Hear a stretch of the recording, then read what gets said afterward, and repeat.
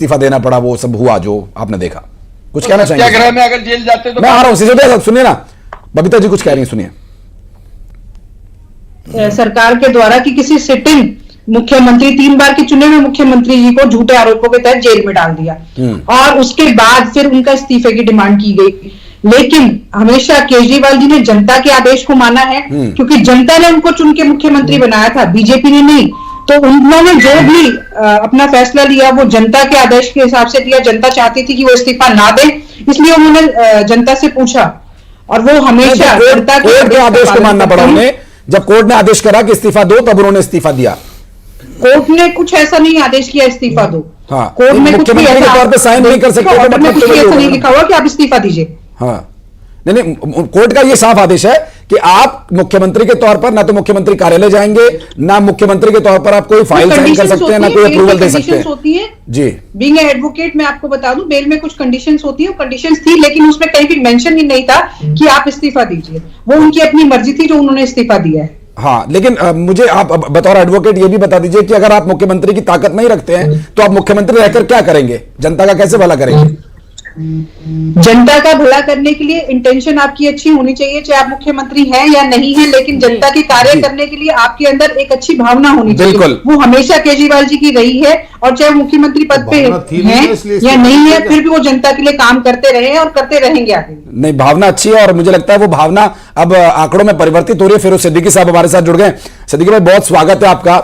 News 18 पर चर्चा हमारी इसी विषय पर चल रही है कि जो रुझान है, हालांकि अभी परिणाम में थोड़ा समय है, लेकिन रुझान में कांग्रेस पार्टी का कोई खाता नहीं खुला है। बीजेपी 40 पर है और आम आदमी पार्टी 30 पर है। या आम आदमी पार्टी ने जब से कांग्रेस के पीछे सेंध लगाना शुरू किया, कांग्रेस का कभी भला हो नहीं पाया अब तक? देखिए, हमने कोई सेंध नहीं, हर पॉलिटिकल पार्टी जो है वो चुनाव लड़ती है। कांग्रेस ने इस बार चुनाव लड़ा था और उसी का नतीजा है कि ये जो आप जो है कांग्रेस का वोट शेयर बढ़ा है, तो आप पार्टी जो है 30 पर आ गई है। हाँ। और अभी ये जो रुझान दिख रहा है, ये अभी आधी आधी काउंटिंग हुई है, आधे आधे राउंड हुए। अब जब पूरे राउंड हो गए तो मेरे ख्याल में ये जो भारतीय जनता पार्टी है ये फिर बाहर हो जाएगी। ये 27 साल से बाहर है और अभी ये फिर बाहर हो जाएंगे। ठीक है, तो सत्ता में कौन आएगा ये भी बता दीजिए सर। सत्ता में कौन आएगा ये भी बता दीजिए। सत्ता में कौन आएगा ये तो अब जब रिजल्ट्स आएंगे, जब पता चलेगा, फाइनल परिणाम आएंगे। लेकिन जो अभी हालात दिख रहे हैं, इस हालात में कांग्रेस का वोट शेयर बढ़ा है और हमने जो पूरी ताकत से चुनाव लड़ा, क्योंकि 2 लाइक माइंडेड पार्टीज आपस में चुनाव लड़ रही थी, तो उससे जो वोट शेयर बटा है, जो वोट कटा है आपस में, उसकी वजह से ये भारतीय जनता पार्टी को इतनी जो बढ़त है वो हासिल हुई है। फिर भी जो आपका कॉन्फिडेंस है, आप शायद मुस्कुरा भी रहे हैं, हम स्क्रीन पर देख नहीं पा रहे, लेकिन आपकी बातों से लग रहा है कि आप हंस भी रहे हैं। आप प्लीज मुझे ये बात क्लियर कर दीजिए कि अगर बीजेपी बाहर हो जाएगी तो उसके बाद बचेगा कौन? आम आदमी पार्टी या कांग्रेस? आम आदमी पार्टी 30 पर है, कांग्रेस 0 पर है, तो जीतेगा कौन? देखिए, फिर आम आदमी पार्टी जो है वो उसकी ये सरकार बनती हुई अभी के हालात में दिख रहा है। अच्छा। लेकिन बीजेपी की स्थिति अभी 40 दिख रही है, लेकिन ये 40 पूरी रहने वाली नहीं है। ये कहीं 28, 29, 30 पे आके वापस भारतीय जनता पार्टी रुक जाएगी। और ये कांग्रेस ने जो मेहनत से चुनाव लड़ा है हमने, और अपना वोट शेयर बढ़ाया है, अपने कार्यकर्ताओं को मोबिलाइज किया है, हाँ। और जो भारतीय जनता पार्टी का वोट जो कटा है, उस वजह से ये कांग्रेस, आम आदमी पार्टी और कांग्रेस के बीच में जो वोट बढ़ गया, उसकी वजह से ये भारतीय जनता पार्टी इस स्थिति में दिख रही है। आपका वोट बढ़ गया और आपके पास 0 है सर। ये बहुत हास्यास्पद बात कर रहे हैं आप। बताइए, टीवी डिबेट में आप ऐसी बात कर रहे हैं जिसे सुनने में भी हंसी आ रही है। निरंजन जी बहुत मुस्कुरा रहे हैं, उनका एक रिएक्शन हम ले लेते हैं, लौटेंगे आपके पास। मैं ये देख रहा हूं कि कांग्रेस के प्रवक्ता क्या बोल रहे हैं। अब मैं अभी चेक कर रहा था, कांग्रेस का वोट शेयर जो है वो 3% बढ़ा है, और आप ये मान के चलिए 4 से अभी वो 6.25 पे पहुंचे हैं। तो इसको हमारे यहाँ कहा जाता है ना कि सबसे ज्यादा अगर आज की तारीख में राजनीतिक रूप से कोई सुखी है तो वो कांग्रेस पार्टी और राहुल गांधी जी है। ना हार का डर, ना जीत की खुशी, और तुम्हारी भी जय जय, हमारी भी जय जय। तो आज कहीं ना कहीं कांग्रेस उस स्थिति में, अभी जो कांग्रेस के विद्वान प्रवक्ता कह रहे थे, मुझे ऐसा लग रहा है, मैं वोट शेयर का आपको बता दूं पहले, कि आज की अभी जो स्थिति चल रही है उसके अंदर आम आदमी पार्टी का वोट शेयर 43% दिखा रहा है, भारतीय जनता पार्टी का 47% दिखा रहा है।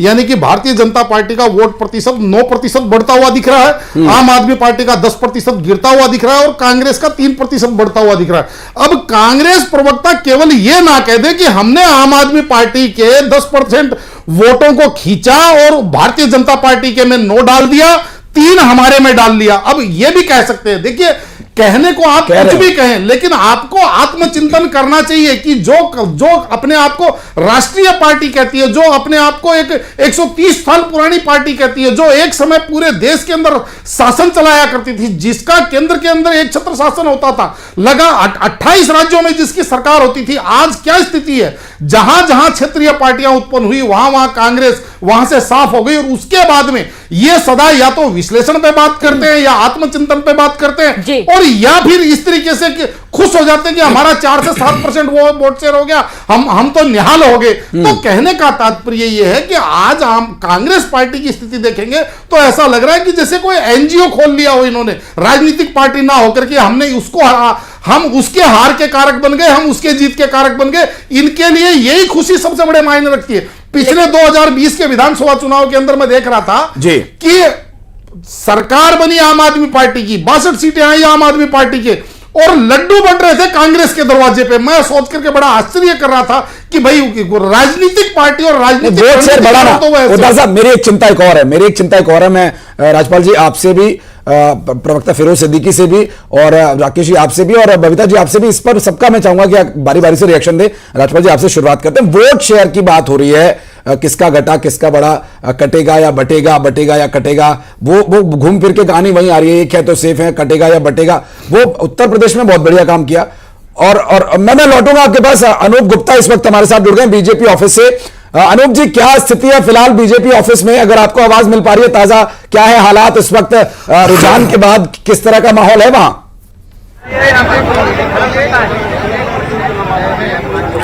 देखिए, आपको बता दूं कि जिस तरीके से रुझान सामने आते जा रहे हैं बीजेपी दफ्तर में, देखिए लगातार कार्यकर्ताओं का हुजूम जो है वो बढ़ता जा रहा है।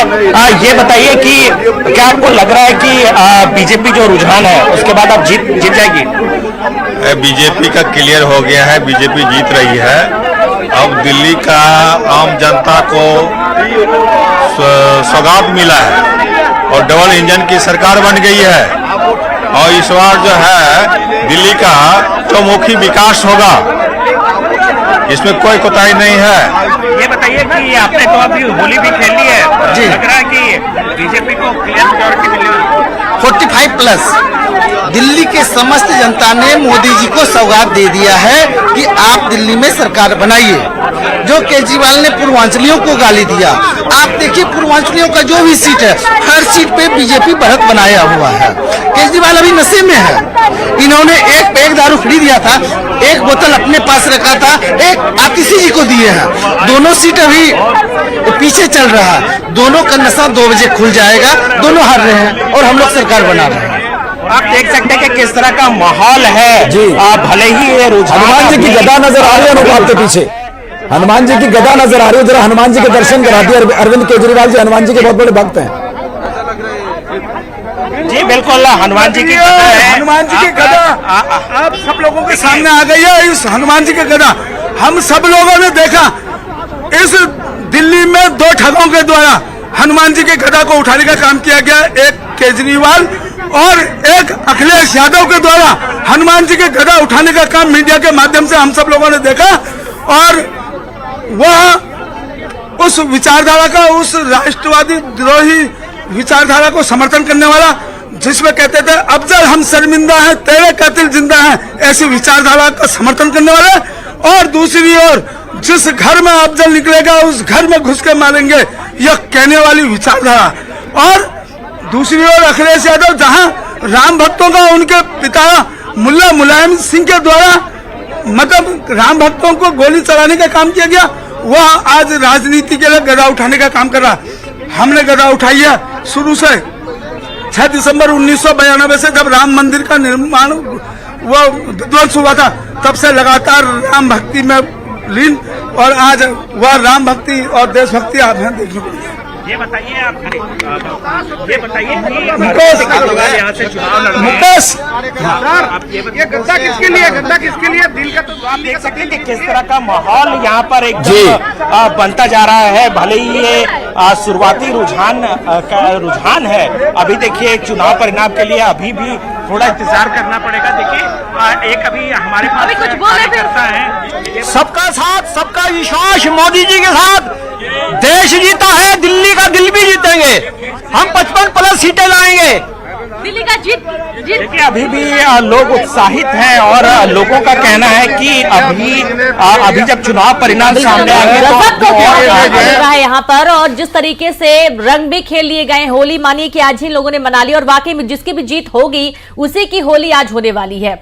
हमारे साथ राजपाल जी भी जुड़े हुए, काफी मुस्कुरा रहे हैं बार बार, और शुरुआती उन्होंने बड़ी हंसी के साथ की थी अपनी। मुस्कुराहट के पीछे का राज तो हम सबको पता है क्योंकि बीजेपी आगे है, लेकिन इसके पहले जो आपकी हंसी निकली थी, जो हमारे कांग्रेस प्रवक्ता बात कर रहे थे, ये वाकई में थोड़ी सी हैरान करने वाली बात है। दूसरी तरफ आम आदमी पार्टी के लिए एक बहुत बड़ी चुनौती रहा है, लेकिन ये चुनौती इतनी बड़ी हो जाएगी, ये थोड़ा विचारणीय विषय आम आदमी पार्टी के लिए भी रहने वाला है। आम आदमी पार्टी के प्रवक्ता का कहना है कि एंटी इनकम्बेंसी है और इस वजह से वोट थोड़े से शिफ्ट हुए हैं, जीत हमारी ही होनी है। निश्चित तौर पर कांग्रेस का चरित्र तो अभी हमारे मित्र बता रहे थे, जिस प्रकार से फिरोज भाई कि पड़ोसी अब्बा बने तो ये मिठाई बांटते हैं, तो ये चरित्र हो गया है। इनके घर में क्या हो रहा है उसकी चिंता नहीं है। किसका घर, अभी आम आदमी पार्टी के साथ तो ये अभी थे ना लोकसभा चुनाव में, INDA क्या बनाया था इनने, वो गठबंधन, उस गठबंधन का क्या हुआ? ये जो 13 दल इनके जो थे वो 13वीं इनकी कर रहे हैं और उसकी अगवानी कर रहे हैं केजरीवाल साहब, समाजवादी वाले सब अलग हो गए। अब कांग्रेस को कोई कांग्रेस मानने को तैयार नहीं है, तो आम आदमी पार्टी और समाजवादी पार्टी क्यों कांग्रेस को कांग्रेस मानेगी? वास्तविक में कांग्रेस को अपना आत्मविश्लेषण करना चाहिए, पर वो नहीं करेंगे। वो अच्छा भी है, नहीं करे तो कोई दिक्कत नहीं। ठीक है, बबीता जी से एक सवाल और है, राजपाल पार्टी का रोकना चाहूंगे आपको। बबीता जी से एक सवाल और है, और इसके पहले एक संदीप दीक्षित का बयान भी सुन लीजिए आप।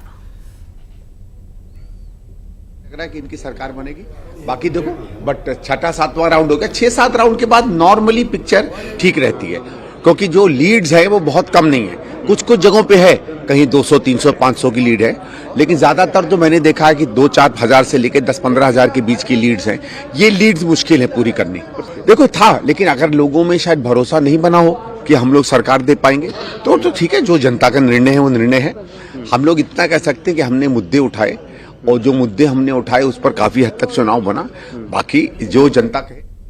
बिल्कुल, और हमारे सहयोगी अनूप लगातार बीजेपी ऑफिस से हमारे साथ जुड़े हुए हैं। अनूप, चूंकि जो एक वॉर रूम बनाया था वहां पर लोग लगातार जुड़ भी रहे थे, लोग आ भी रहे थे। बीजेपी कार्यालय के बाहर मैं देख रहा हूं लोग नाच रहे हैं, गा रहे हैं, ढोल बजा रहे हैं, आश्वस्त हो चुके हैं जीत के लिए, बीजेपी की जीत हो रही है। चूंकि मुस्तफाबाद विधानसभा सीट से एक अपडेट ये आ रहा है कि 36,000 वोटों से बीजेपी के जो कैंडिडेट है मोहन सिंह बिष्ट वो आगे चल रहे हैं। प्रधानमंत्री ने 3 बार प्रणाम किया था मोहन सिंह बिष्ट को वहां की रैली में।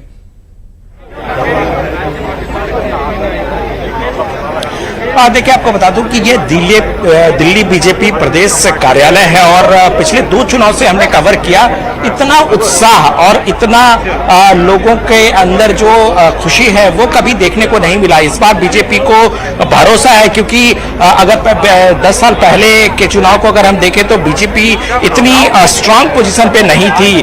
5 साल पहले भी जब चुनाव हुए थे तो उस समय भी बीजेपी अच्छी स्थिति में नहीं लग रही थी, उतनी कॉन्फिडेंट नहीं लग रही थी। लेकिन इस बार बीजेपी चुनाव के दौरान ही पूरा कॉन्फिडेंट नजर आई। कहीं ना कहीं बीजेपी को ये लग रहा था कि बीजेपी इस चुनाव को जीत सकती है, और खास तौर पर गृह मंत्री अमित शाह, पार्टी अध्यक्ष जेपी नड्डा और प्रधानमंत्री नरेंद्र मोदी ने एक तरह से मैक्रो मैनेजमेंट करके न केवल विधानसभा वार बल्कि बूथ स्तर पर उन्होंने बहुत मेहनत की, जिसका परिणाम अभी आप रुझानों में देख सकते हैं। हालांकि अभी इंतजार करना पड़ेगा कि किस तरीके से जो है वो चुनाव आगे बढ़ता है, किस तरीके से परिणाम सामने आते हैं। लेकिन बीजेपी पूरी तरह से उत्साहित है। बीजेपी के कार्यकर्ता आप देख सकते हैं कि किस तरीके से यहां पर लगातार जुटते जा रहे हैं। बीजेपी को लग रहा है कि इस बार बहुत ही क्लियर मेजॉरिटी बीजेपी को